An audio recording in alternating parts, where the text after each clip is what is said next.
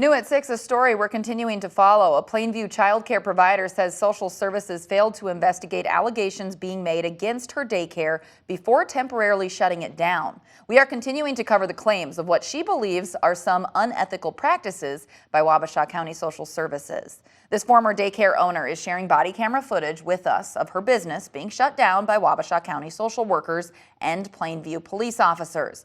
This happened on May 13th of 2022. Owner Pamela Lang says social workers neglected to fully follow up on allegations of force feeding and children having access to bird feces before sending all of her daycare kids home. But she went to court twice over this temporary suspension of her daycare. Court documents show a determination that the county and Plainview police both acted accordingly when it comes to the law. KIMT News 3's Brandon Cote is here in studio with us now. So Brandon, what are the allegations? Why does Lang think the county failed to properly check out the claims? Well, Cami, like you said, the allegations against this daycare include instances of animal feces being found in the home and also the force feeding of a child.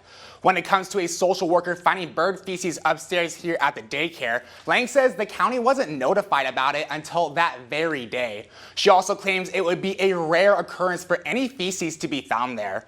Plus, she says no kids ever went up here during the summer. The force feeding allegation was made against employee Bobby Severs here by a teenage part-time employee of the daycare. Severs says it never happened, and social workers never talked to her about it before sending every kid home. I couldn't believe it. I would never hurt a child. Lang says the child had always struggled with eating. What feeding issues did that child have? He was just a difficult feeder. He was a nursing baby. End of story. She shared text messages with me between the child's mother and herself showing the child's history of struggling to digest food. Mayo Clinic reports also show no proof of child abuse when examining the child. As a parent yourself, what was it like experiencing an accusation like that?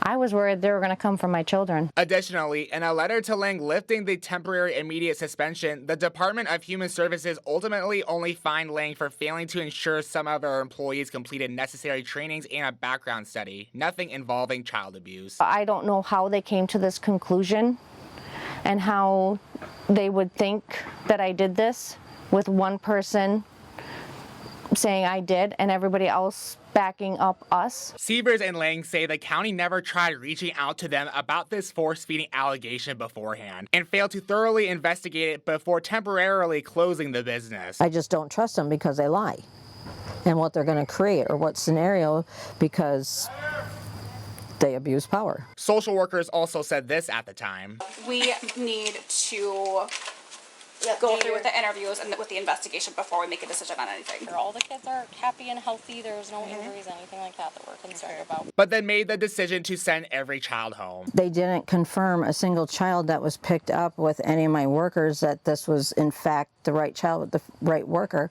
So they put my families in jeopardy. Let's shift to the second allegation of animal feces from Lang's birds endangering her daycare kids. Lang tells me these social workers only became aware of this issue when entering the house. And then the second story was Bobby did something, and then it was bird feces. During the search, social workers discovered bird feces and cited concern for the daycare children. However, Lang tells us she had never received a complaint about this from any parents and says throughout her 10 years of running the business, the county had never cited her for this issue, even though social workers visited her daycare twice a year for inspections. The bird feces situation inside, because that was in an area that wasn't daycare, and both judges acknowledged that. They don't even get fed upstairs. And that day was summer, and they were outside all day, and the judge even said, why should she go in and worry about that? Plainview Police Chief Jason Tim says the Wabasha County Social Services was responsible for investigating the two allegations against Lang's daycare. A Wabasha County administrator shared a statement with me saying, and I quote, "The Minnesota Department of Human Services has ruled in the county's favor regarding the licensing issue and found that Ms. Lang's concerns have not been supported by evidence." After going to court twice, Lang was left with an $800 fine to pay to regain her business, but she says it was too late to recover her daycare because her families had already changed to different daycares, and the financial costs of going to court and being out of business for so long were too much of a burden to overcome. They destroyed everything because they lied. Coming up at 6 tomorrow, you will be hearing from a parent whose child attended Lane's daycare about how the county handled this situation. And State Senator Steve Drzowski of Wabasha County says his office received numerous complaints about the aggressive nature county's daycare license inspections. He shared a statement with us saying, and I quote, "There is some evidence that there was disagreement among Wabasha County officials about the daycare inspection process, with people leaving, signing NDAs, and doing other things you do not like to see in government, where transparency is critical. Data privacy must be balanced with the public's right to government data."